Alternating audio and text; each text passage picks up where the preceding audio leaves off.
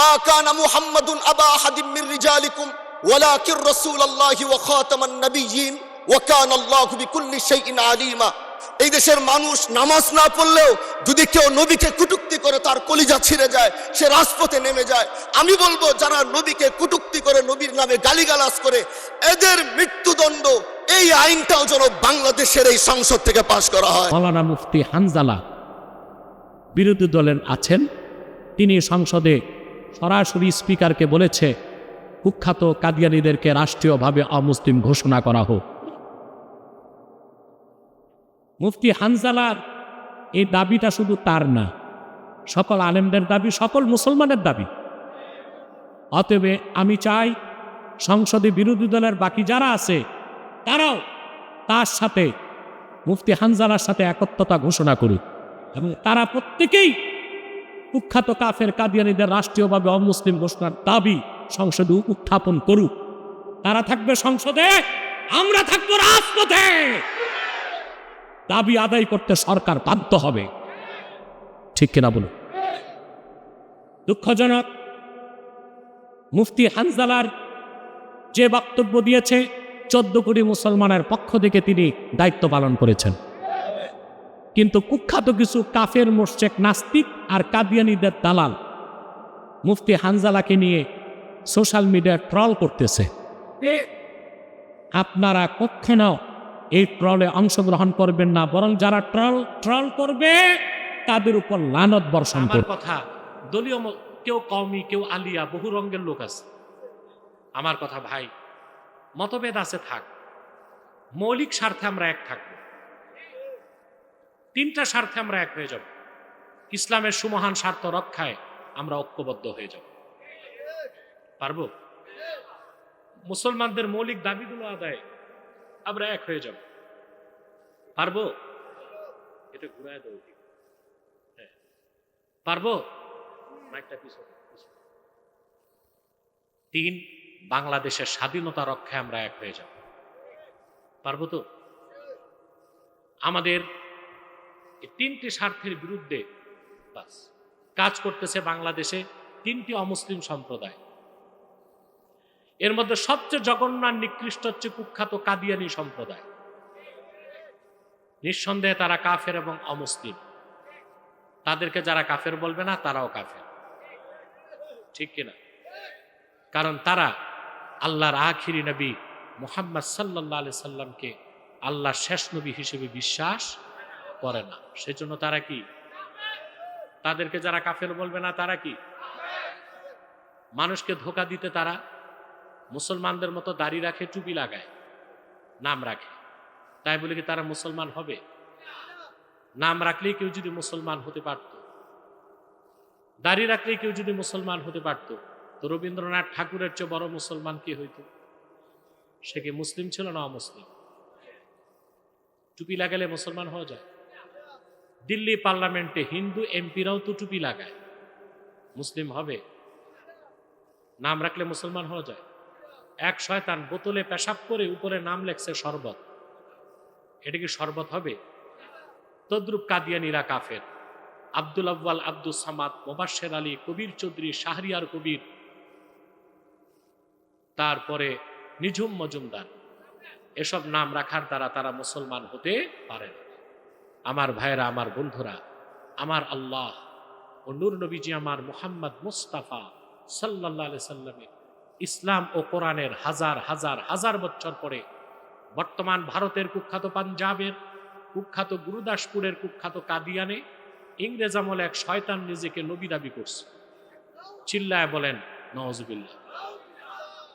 শয়তানটার নাম রেখেছিল তার বাপ মির্জা গোলাম আহমদ কাদিয়ানী। সাবধান, তাকে গোলাম আহমদ বলা যাবে না, কারণ গোলাম আহমদ অর্থ আহমদ এর গোলাম। কোন কাফের কোনোদিনও গোলাম আহমদ এর গোলাম হতে পারে না। আর কাদিয়ানের কাজ্জাব ছিল শেষ দরজার কুখ্যাত কাফের, সে গোলাম আহমদ এর গোলাম ছিল না, সে ছিল কুখ্যাত শয়তানের কুখ্যাত গোলাম। কাদিয়ানের কাজ্জাব, মিথ্যানবতের দাবিদার, ইংরেজদের পা চাটা গোলাম মির্জা গোলাম শয়তান কাদিয়ানির উপর গজব এসেছে 1908 সালে যখন গজব এসেছে, কাদিয়ানের কাজ্জাব, মিথ্যা নবুয়তের দাবিদার, ইংরেজদের পা চাটা গোলাম মির্জা গোলাম শয়তান কাদিয়ানি 1908 সালে ধ্বংস হয়ে কুখ্যাত জাহান্নামের কুখ্যাত কুকুরে পরিণত হয়েছে, তার অনুসারীরাও ধ্বংস হয়েছে। বর্তমানে কিছু কাদিয়ানি বাংলাদেশে আছে, নাম পরিবর্তন করে করে তারা মিথ্যা পরিচয় দেয়। কখনো নিজেদের পরিচয় দেয় আহমদি জামাত, কখনো বলে আহমদিয়া জামাত, কখনো বলে আহমদি সম্প্রদায়, কখনো বলে আহমদিয়া সম্প্রদায়, কখনো বলে আহমদি মুসলিম জামাত, কখনো বলে আহমদিয়া মুসলিম জামাত। সাবধান, যত কাদিয়ানি ছিল আছে থাকবে, তারা কেউ আহমদি জামাত নয়, আহমদিয়া জামাত নয়, আহমদি সম্প্রদায় নয়, আহমদিয়া সম্প্রদায় নয়, আহমদি মুসলিম জামাত নয়, আহমদিয়া মুসলিম জামাত নয়, তারা শয়তানি জামাত, কুখ্যাত জাহান্নামের কুখ্যাত কুকুরের দল। আমাদের সকল দলের একটাই দাবি, অনতিবিলম্বে স্বাধীন বাংলায় শয়তান কাদিয়ানীদেরকে রাষ্ট্রীয়ভাবে অমুসলিম ঘোষণা করতেই হবে, করতেই হবে, করতেই হবে। এই দাবি আদায় যদি জানমাল দিতে হয়, কারা কারা প্রস্তুত আছেন হাত তুলে দেখ।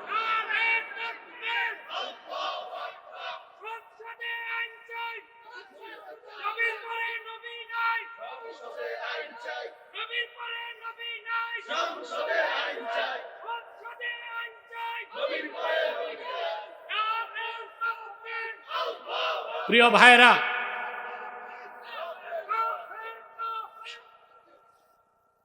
প্রিয় ভাইরা, আমাদের দেশের আলেমরা দেশ স্বাধীনের আগ থেকে দাবি করে আসতেছে কাদিয়ানীদেরকে রাষ্ট্রীয়ভাবে অমুসলিম ঘোষণা করা হোক।